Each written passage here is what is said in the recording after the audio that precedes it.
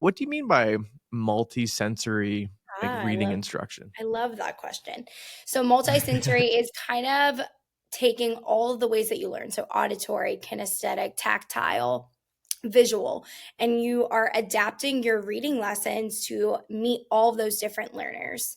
So I use a lot Mhm. of manipulatives in teaching how to read, and it kind of goes into like the science of reading. So using science-based methods and methodologies to teach reading.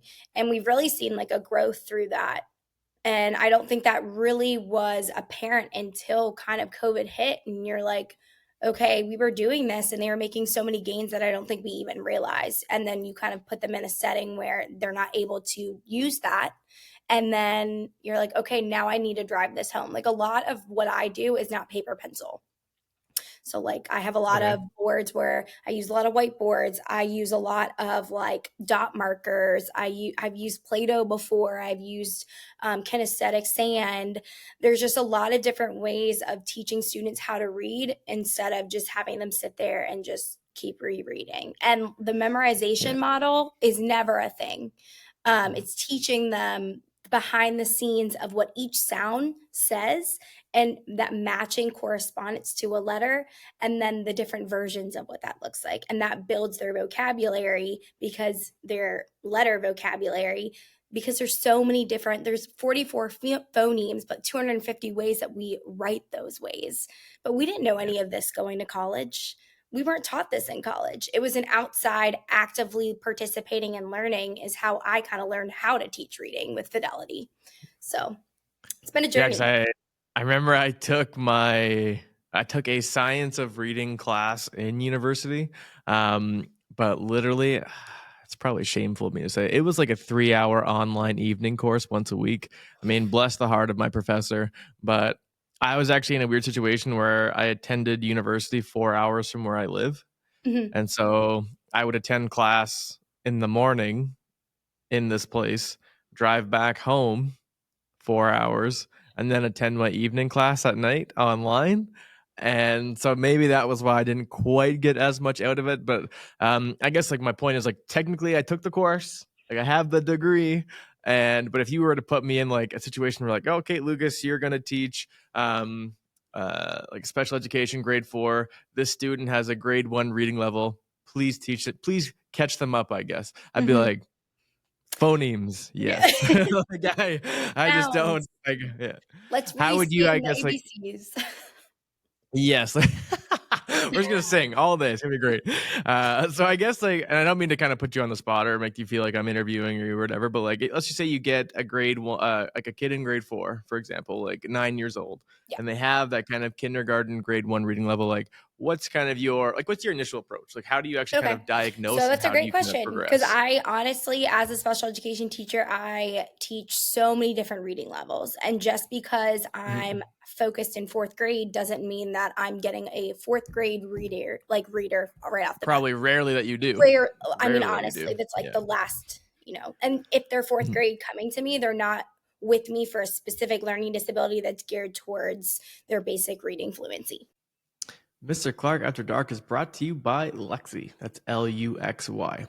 Lexi is the standard for modern dating as it gives you a greater understanding of a potential match's intentions and background before you make your move. Swiping endlessly on other dating apps can be exhausting and often leaves you with only the leftovers in your dating pool. Luxy is an exclusive platform with just a 10 to 15% acceptance rate, as well as a profile and income verification feature, so you can be confident you're only connecting with those who meet your high standards. Their community guidelines emphasize safety, trust, and quality by strictly prohibiting scams, explicit content, and harassment. 2025 is your year to stop settling. With Luxy, there is no luck involved, just real connections with people who truly match what it is you are looking for. Download the Luxy app today to see if you qualify for a better chance of finding the right person for you. And now, back to the show. Um, so for Mhm. me, let's say it's the beginning of the year and I'm assessing my students, and I do see kind of like a lower, second grade type of reader. I do something called the core phonics. So it kind of assesses each different category of the different syllable types that we teach. So there's 6 syllable Mm-hmm. types. You have closed syllable, so a short vowel. You have an open syllable, which is a long vowel. You have your magic E, which is at the end, makes its vowel say its name. You have your vowel teams. You have your bossy R controlled, and then you have your Mm-hmm. consonant LE. So this allows me to kind of see where they are in that kind of continuum. And then a lot of my groups I break up because just because I'm fourth grade, I could have students that are in second grade with me Mm-hmm. because of the way that our school kind of we assess them and put them where their level is. So I could have a group like right now I have a group that they are in a third grade reading level, so I teach them with a third grade reading level, passages, all of that, like what's based for them. And then I have readers right now that are in the morphology, so doing more of the vocabulary portion and breaking down Greek and Latin bases, prefixes, suffixes. So when I use something like a core phonics assessment, allows me to kind of group them based on their need, because it's not a one size fits all model. No. It Yep. allows you to put students with who is best for them, um, like student wise, because you're not always going to get everybody that's aligned. So if I have 2 students that are reading kind of first, second grade, I can group them together where I have that third grader that I can be able to instruct them at a different level. So not all my students are conjoined just because they're on my caseload. It, I have so many different groups coming to me inside and out, and that's kind of how I mentioned I become more of a self-contained teacher because I'm having to teach so many different reading groups that it's kind of, and I love teaching reading, so for me I don't Yep. mind it, but also I do miss the model of being able to support my students in the classroom, whereas like Yep. thankfully for my support staff is able to do that while I'm kind of confined. We call our classroom the armpit because when I tell you we are in the back of the building, and I luckily Yeah. teach with like one of my best friends. She's the third grade case manager, and we went to college together. We were pledge sisters, so they kind of like we always joke that they put us in the armpit on purpose. Like, Yeah. you social butterflies go to the back of the school. Yeah. Yeah, because Uh, honestly, I feel like when I'm just like hearing you talk about this, like I'm picturing in my mind this like prestige, like posh room of like this like brand new school, but it's like for the most part, like we're all teaching these schools built in the 60s and 70s, and oh we're yeah. just trying to figure it out with like this one new computer in the back, and you're like, I don't really know. Oh my gosh, considering the fact that like you would there are some schools that are kind of like the Sky High. Do you remember that like movie Sky High? It was like a I Disney don't. movie. Well, it's kind of like that crazy build where I'm like, that's not us. Like we have a certain amount of classrooms, and this is not looking our elementary does not look like a high school. My classroom floor is a game board. So That's we cool. took tape and we kind of mapped out the entire floor plan to look like an actual, like kind of like a Monopoly game board type deal. And so Mhm. we, with dry erase markers, like we constantly practice spelling and reading certain words where they can progress through the board. So the more you excite students, the more that they are willing to participate with you. And I've kind of learned from that model that that helps, because you can sit there and give them a piece of paper all day, every day, and that's going to be boring to them. And there are some games that are just so fun. Like I've made like game boards online and printed them. They love that, but getting them moving, there's something about being stimulating the body to be able to put that with teaching, and it really goes a long way. So I would say, like, I have a little mini basketball hoop in my classroom that we use multiple times where I'm like, okay, we're going to spell this word, and we'll like count the different phonemes in it, and then they'll show me it, and I'm like, all right, crumble up that basketball, time to, it's March Madness, let's shoot across the room, like. Yeah. So it's the way that you have to make it fun, not only for them, but you have to make it fun for yourself. How boring would that be if I wasn't engaged in what I was teaching? I don't want the 9 to 5. I don't want to sit behind a computer and just, okay, like counting down. Like I know we're in the thick of it right now, but when you reflect back, like you are what the experience is. So if you want it to be a boring experience, then make it a boring one. But I became a teacher because of my fourth grade teacher. So you kind of think back to that. Um, And there's so much in what you just said there. Like I'm like recently we just got like my wife and I just got our taxes done like these last couple weeks, and it best was time of the year. hilarious because like our tax person. I guess I wouldn't even know the name of like the person who does it. Anyway, they were telling me, they're like, oh, I used to be a teacher as well, but like I had to get out of it. But like now I just sit behind a computer all day and just like look at numbers, and I'm just like, I just don't know. Like I just can't ever picture myself like doing anything Mhm. else. But I almost find there's like a weird pressure from people, like honestly, like everything that you're telling me, I'm not just trying to gas you up, but like I really do admire your Gas me effort of up. trying to well, I'm just trying to get I'm just like finding the different ways. Like literally, I mean, you have the creative classroom, but like you're trying to actually find different ways, because like, usually people see, oh, if you see kids standing and playing a game in a room, they're not learning. yeah, Like no. they're just wasting time and having fun. This isn't what this is about. There's almost like that weird, if you put in the extra effort, you're like ostracized in a different way. Oh my gosh, you get so criticized. You're looked Yeah. at like you do too much. And like I can be Yeah. very bougie. Like let's be honest here. Yeah. I can be a very my friends used to call me Kabougie, like my name's Cabrina. They used to call me Kabougie. Like I can be that way. Yeah. I mean, right now, look at me. I just came back from Miami. I'm so Oh, yeah. tan. You can strap Yeah. handlebars on me right now, and I'm a Yeah. handbag. Like this is Yeah. just where I'm at right now. But Yeah. I don't like the stigma behind, if you're finding things that work and they're fun and they take more time to do, I think about the child.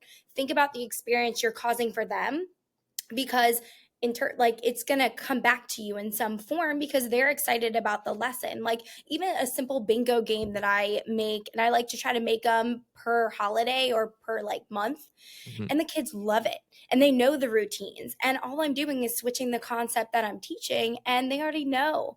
Got to think about this answer for a second. A behavior from a student is not going to make me throw in the towel in that very moment. It might hurt my feelings and I might cry about it because I feel like defeated. Like there's like a defeated stigma behind Yeah. it. Like you just feel like you're not doing enough when you're doing so much more than you think you are. Go into the profession because you will make a difference, because you Yeah. are going to impact a student whether you realize it or not. My first year students are now freshmen in high school. And we still have students come back with their siblings and are like, I want to come visit you. Like, you were so great. And that's so nice to know that they want to come back and see you because you made such a difference in their life. And yes, we might have those parents that make it kind of tough at times, Mhm. but that's like small. You don't deal with that every single day. You don't have your entire caseload being a parent that, might kind of push you a little bit over the edge. If But anything, there's always just like one that kind of just ugh, like there's always is one. lingers a little bit too much. There's a There's little always bit too much. there's definitely always one. I've been in scenarios Yeah. with advocates, like against advocates. I've been through it all.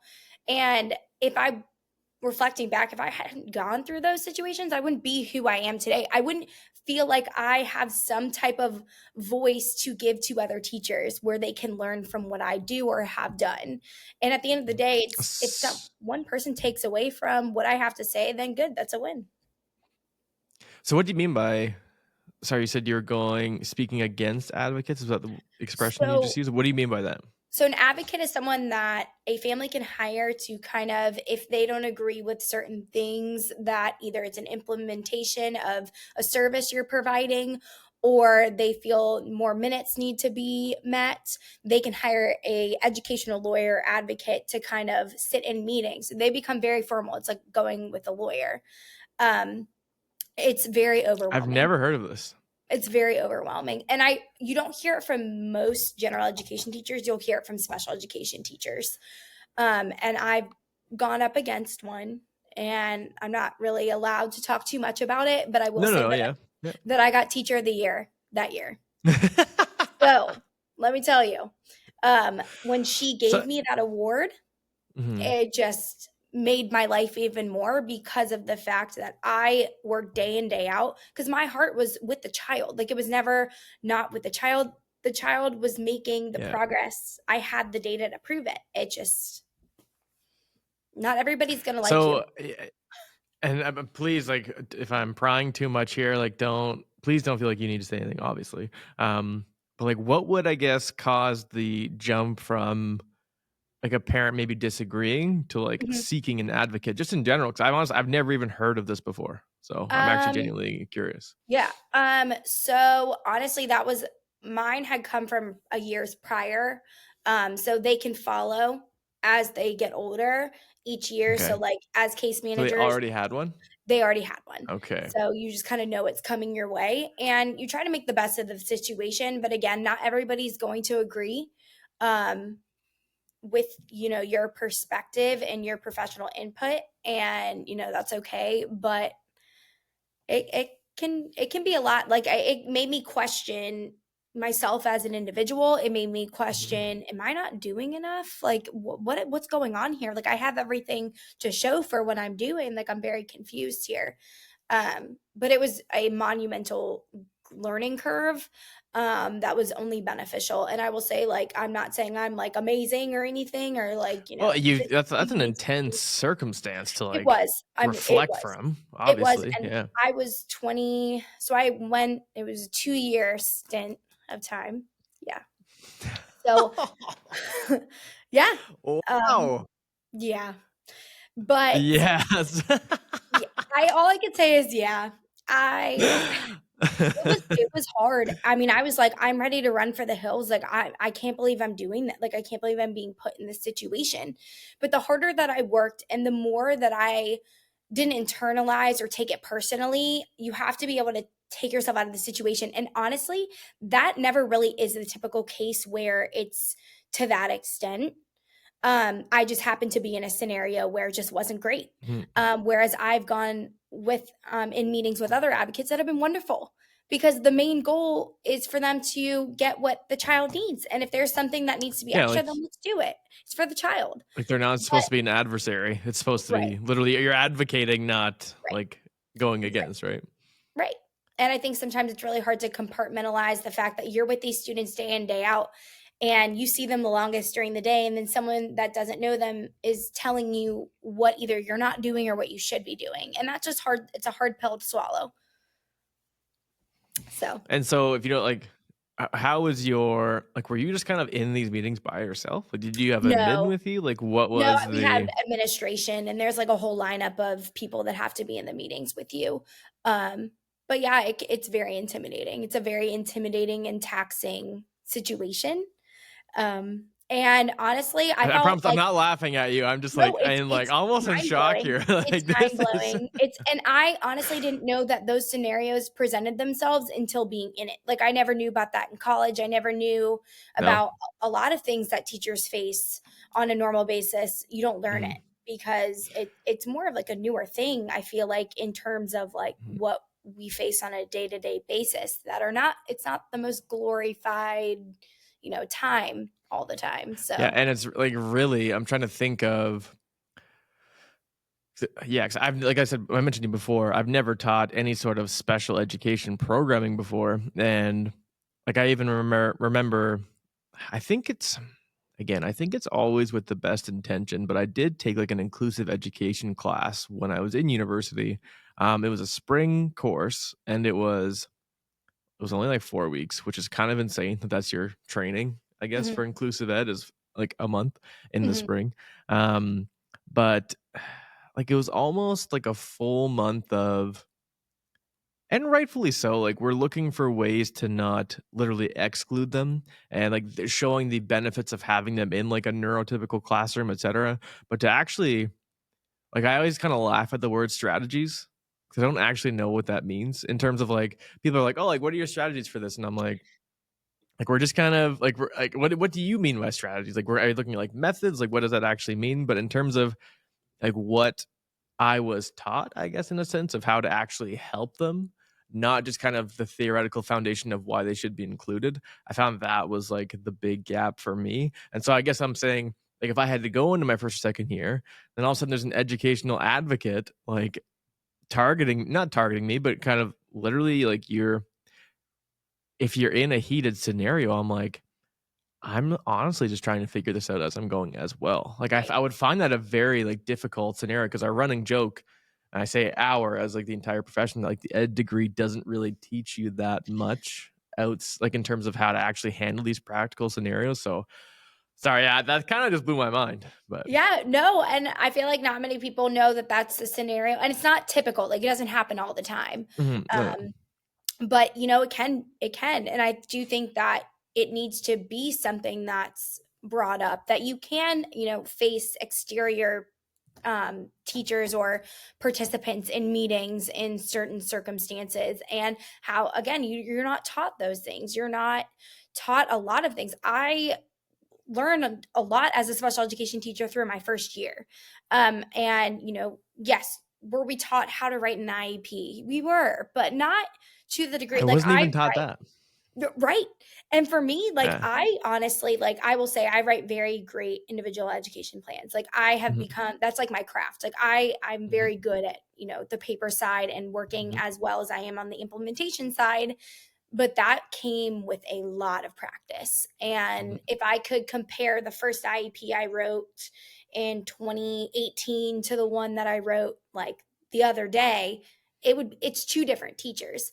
And Mhm, you are not going to be the same teacher that you came in as a starting teacher, and that's the beauty of it. And you want mhm. to leave the profession as a better version of yourself. So hold on to that, and that should just drive you throughout, you know, your educational career. And I feel like sometimes we're so afraid of, we didn't get this done, there's not enough time, I'm so like burnt out all of the time, that I feel like Mhm. sometimes we don't get to reflect on the little wins of the day. And that just Yeah. goes back to like hyping each other up. Like, we really do need to hype each other up, and that's where these platforms have really come into play, where there needs to be more experiences shared. That's why I think your podcast is stellar, because of the fact that Well, thank you. you're sharing like other teachers from all different areas that have experience. You just learned something new about an educational advocate. Like, Yeah, not I many got people know about that. Not many yeah. people know about those scenarios. Mhm. So, you know, we just got to do it together. What is, like, the most exhausting part about teaching, and, like, how has it kind of changed your social life? 'Cause I find this one, like, yeah, very interesting to explore. So I have an issue anyway. When I sit on the couch, I fall asleep. I don't know if that's like a problem, but I like sit down and I'm out cold within like 10 minutes. Like, it's really bad. Yeah. Someone could be talking to me and I'm out cold.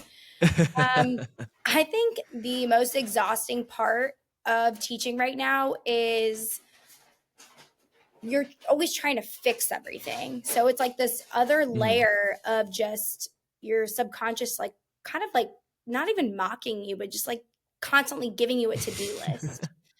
And it's like, Yeah. teachers love to-do lists, and I think I write 50 a day, but it's kind of Mhm. exhausting to kind of always look to what I have to do next.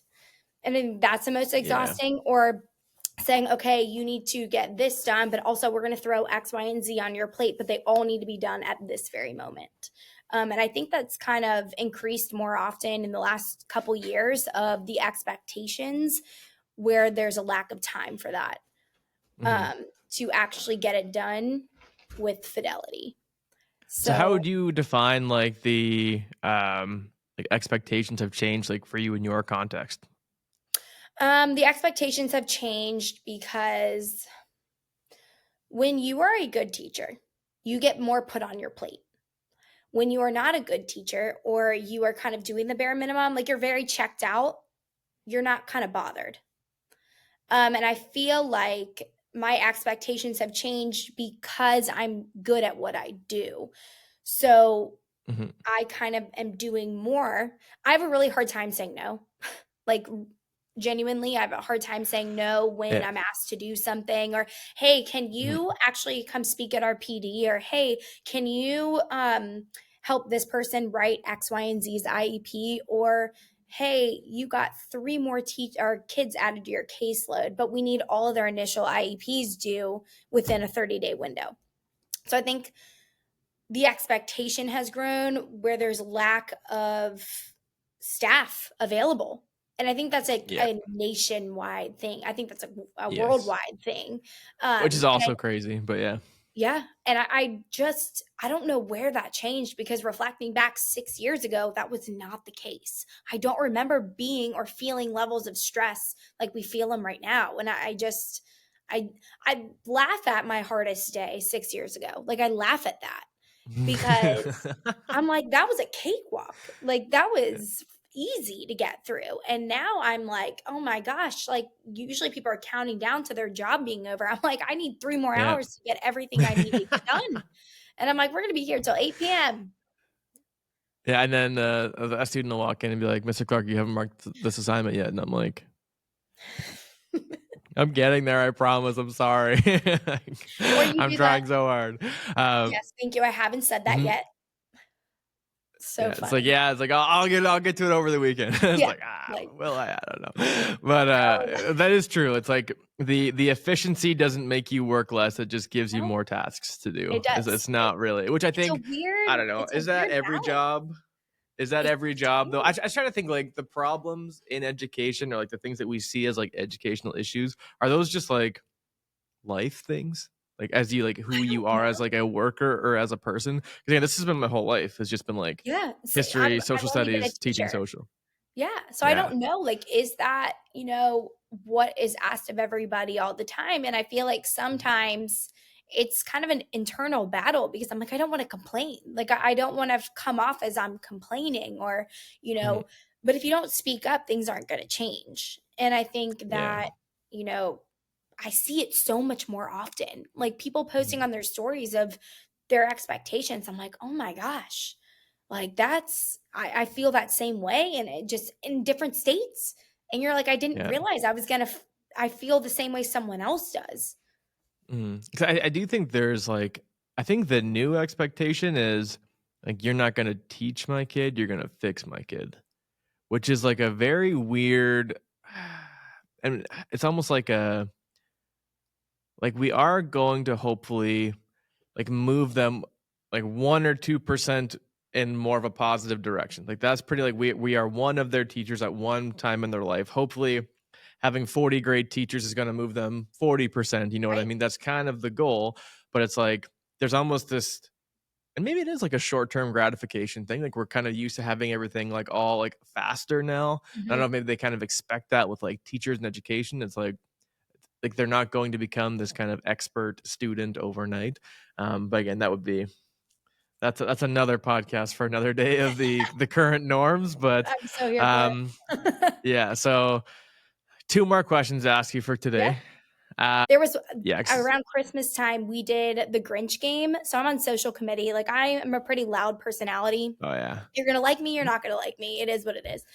So we did yeah, like the Grinch game where we printed out Grinches and we passed them out to like staff members, and you had to actually communicate with staff members throughout the day. Like, and I have never seen so many staff throughout the day as we did trying to get each other's Grinches for the prizes.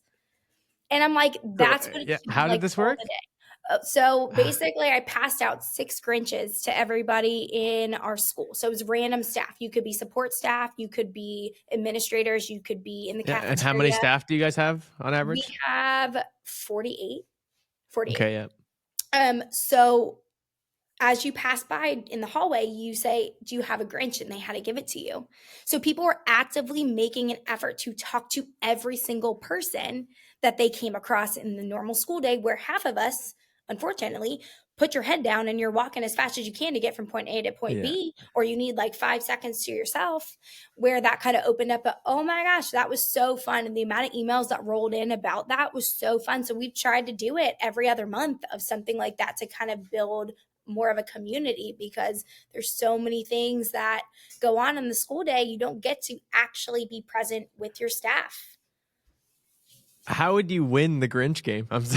You have to have all the like, like as many Grinches, like the most Grinches you have, you win. So like there so was do a you get teacher. all I mean, six?